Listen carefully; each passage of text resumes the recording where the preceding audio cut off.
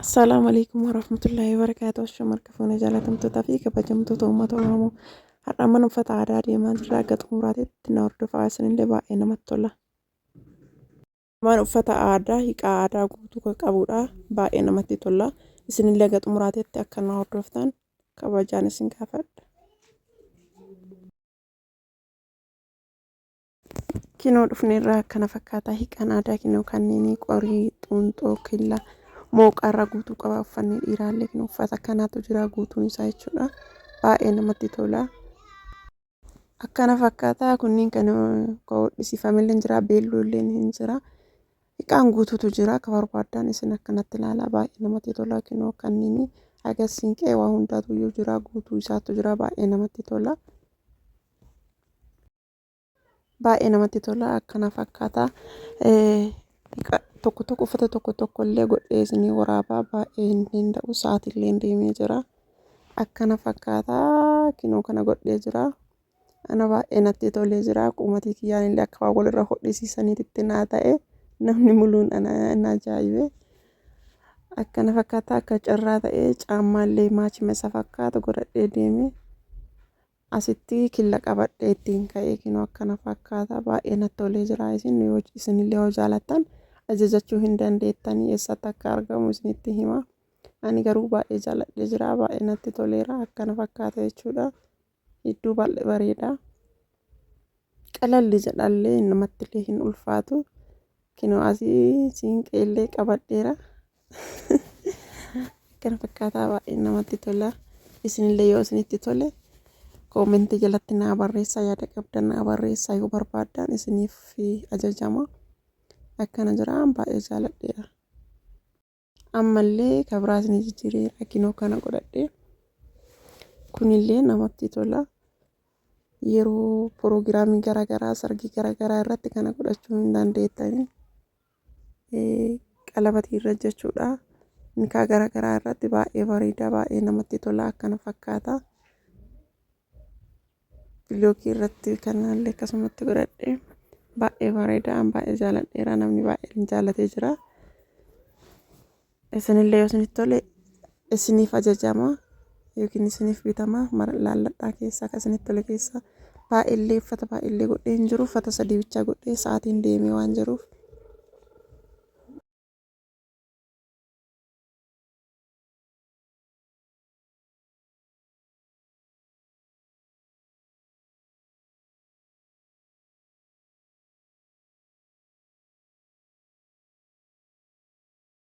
Kinoo sadaffaan inni isa xumuraa kana godhadhee.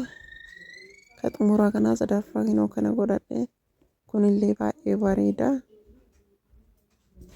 Baay'ee natti toleera. Ana kunillee bakka qalalli nama jedha. Baay'ee namatti tola. Qumatiin ammoo iyyuu akka waan anarraa hodhameetitti naa ta'e. Namni iddoo ajaa'ibe baay'ee namatti tola. Akkana fakkaata jechuudha.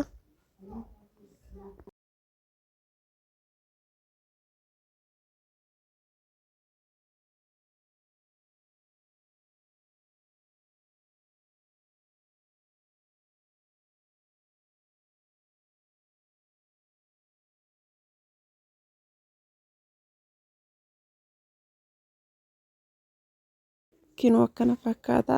Asirra akka jaalattan yoo qabaattan ajajachuu hin dandeettanii isiniif ajajnaa.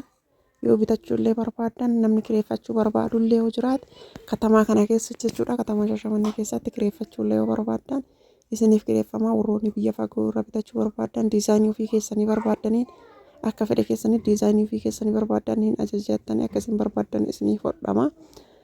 Isin kaasitti ka hodhamallee baay'ee jira. Sa'aatiin nan dhaqqabsiisne waan ta'eef hagatti mata godhadhee sa'aatiin deemee jira. Sa'aatii 12tti dhaabattii baajaajiin Shashamannee. Sababa saniif jecha akka malee muddamee jira.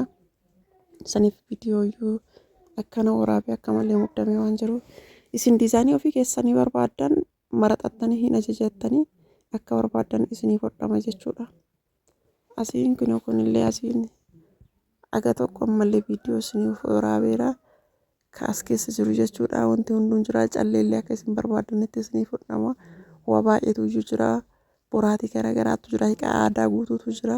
Yoo barbaadan ajajachuu hin dandeettan jechuudha. Naannoofni isaa Shashamanneedha. Mana haaraa duuba raamii keessa jechuudha. Manni isii raamii keessaa kaa'uudha. Kaa'uu taappeellaan isii kaa'uudha. Achirraa manaaraa duubaa yoo deemtan Shaashamannee raamii keessa kaawoo hin argitan jechuudha haala salphaatti.